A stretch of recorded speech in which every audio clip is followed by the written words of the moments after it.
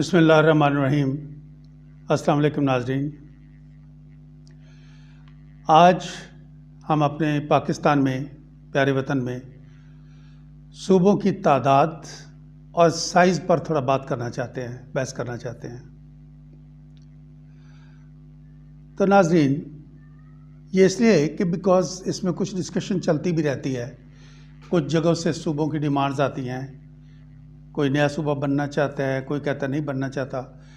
इसलिए कि हमारे कुछ सूबे, हमारे जो सूबे हैं, इनमें तवाज़ुन नहीं है। अच्छा, तो नाज़रीन ज़रा थोड़ा इस पर बात कर लेते हैं। सबसे पहले तो यह है कि ये जो सूबे होते हैं, बने होते हैं किसी भी मुल्क में, मेरे ख्याल में इसकी दो बुनियादी वजूहात होती हैं। एक तो ये होता है कि उस इलाके के लोग जो हैं, या तो उनकी लिगेसी कामन होती है, या उनकी तमद्दनी और तारीख़ी कुर्बतें बहुत ज़्यादा होती हैं।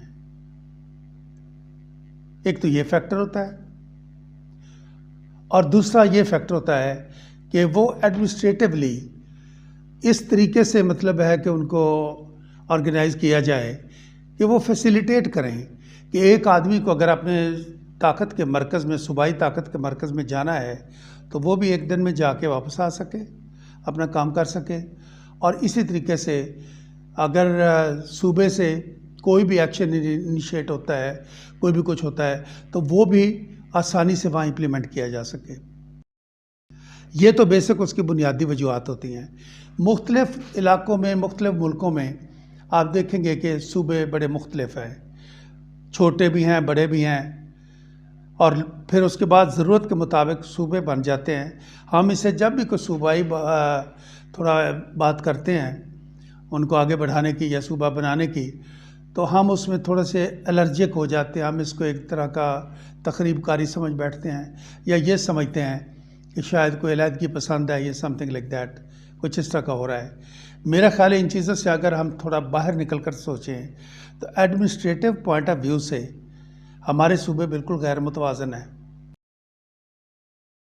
अभी देखें, बाकी तवाज़ुन के लिए अब देखें, कुछ हमने करीबी जो अपने सूबे हैं, मालिक हैं, उनको ज़रा उनके पे नज़र डालते हैं। ईरान को सबसे पहले लेते हैं। 8.5 करोड़ की आबादी है, यानी हमारे से हाफ से भी लेस। इसका रकबा 16,48,000 स्क्वायर किलोमीटर है, यानी पाकिस्तान से तकरीबन डबल। लेकिन 31 सूबे हैं ईरान में। इसी तरीके से अफ़गानिस्तान में टोटल 4 करोड़ आबादी है, और रकबा हमारे से थोड़ा है, 6,52,000 किलोमीटर कह लें, लेकिन 34 सूबे हैं। तुर्की की तरफ आइए, वहाँ पर भी 8.5 करोड़ के करीब आबादी है, यानी हमारे से आधी से भी कम, और 7,83,000 किलोमीटर उनका रकबा है। दैट मीन्स हमारे से कम। और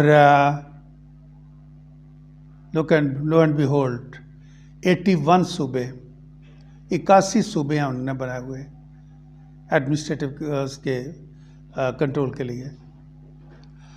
और जहाँ तक पाकिस्तान का ताल्लुक है, हमारे 22-23 करोड़ अवाम, 8,03,000 रकबा और 4 सूबे। इट डज़न्ट मैटर, अगर सूबे बराबर बराबर के हों तो कोई फ़र्क नहीं पड़ता। अब इसमें हमारा क्या है कि सूबा पंजाब जो है वो 62% है, और बाकी सारे मिला के, तीनों मिला के वो 38% बनता है। इम्बैलेंस तो होना है। यानी कि हमारा जो सूबा पंजाब है, इसकी जो आबादी है, यह ईरान की पूरे मुल्क की आबादी से ज़्यादा है, अफ़गानिस्तान की पूरे मुल्क की आबादी से ज़्यादा है, तुर्की की आबादी पूरे मुल्क की आबादी से ज़्यादा है, और बाकी तीनों को मिला के उनसे भी डबल है। तो इस इम्बैलेंस में बहुत सारी कबाहतें आती हैं, जो पहले छोटी छोटी बातें होती हैं, बाद में वो बड़ी बातें बन जाती हैं। सबसे पहले तो ये होता है कि जो हम देख रहे हैं कि ये जो 62% वाला तासर है ना कि गालिब है सूबा, ये दिन ब दिन ये शिद्दत अख्तियार करता जा रहा है।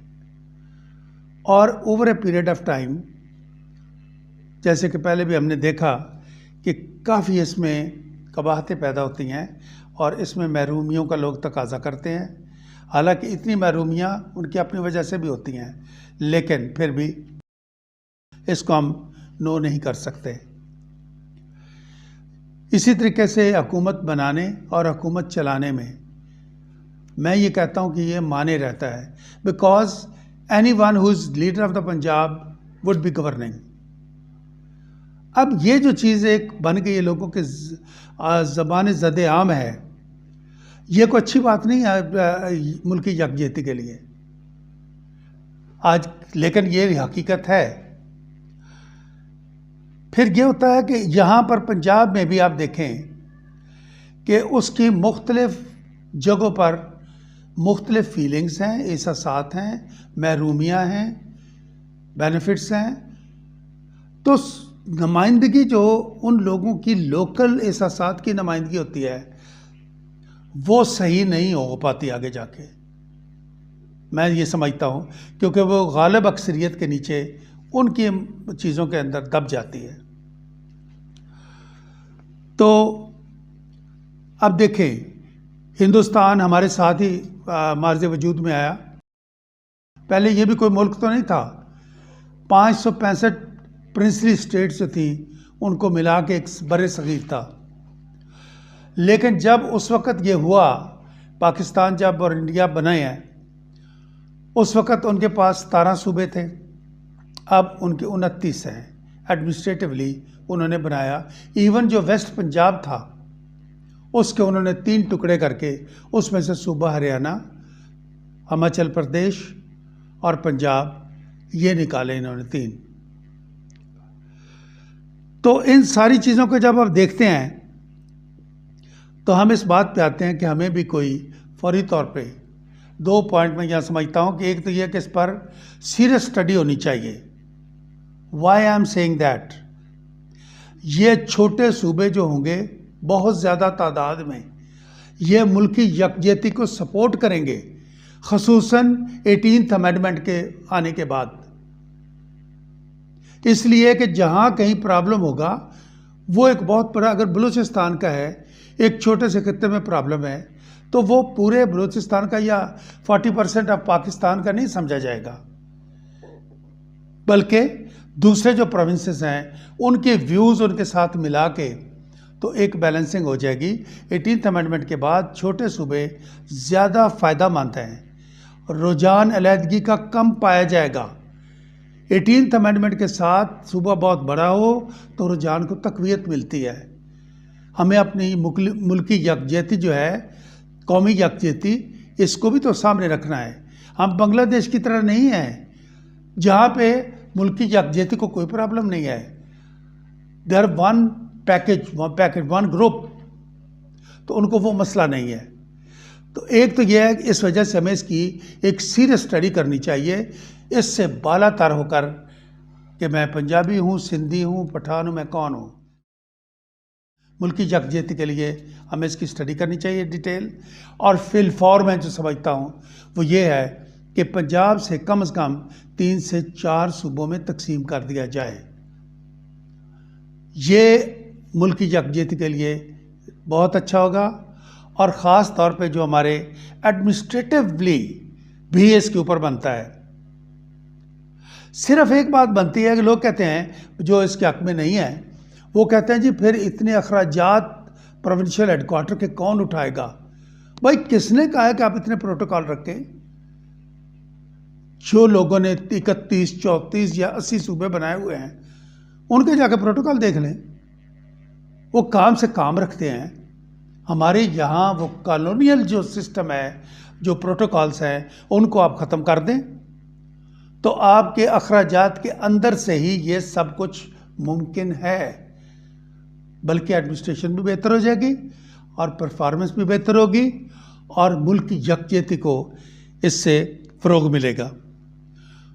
तो नाजरीन, दैट्स अबाउट फॉर टुडे। इंशाल्लाह नेक्स्ट पे मिलेंगे नए सब्जेक्ट के साथ। Thank you.